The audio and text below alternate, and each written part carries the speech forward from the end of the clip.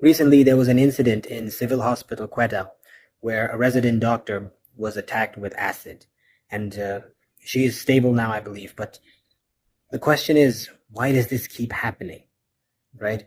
A lot of people are talking about potential solutions where they talk about, well, people need to be held accountable, perpetrators need to be, they can't walk free, and all of this kind of thing. Security needs to be, amped up.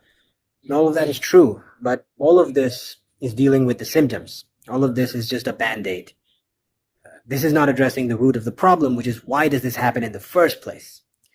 Now, in this particular case, I don't think we know yet what the motivation here was, but when you look at acid attacks in general, which are very disturbingly common in Pakistan, what is the motivation usually?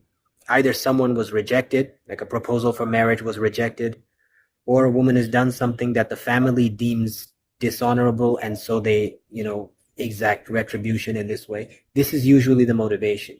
And what is going on here?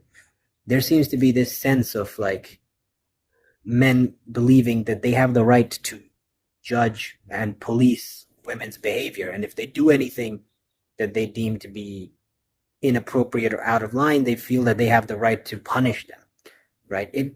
That's the problem. Why does that exist? Why do they feel that? They feel that because of a sense of superiority, obviously, right? You don't see men policing other men's behavior the same way, not nearly to the same extent, right? You only see it towards women. Why? Because there is this sense that they have that they are superior, and that's why they can do that. That's the problem. That's what needs to be targeted.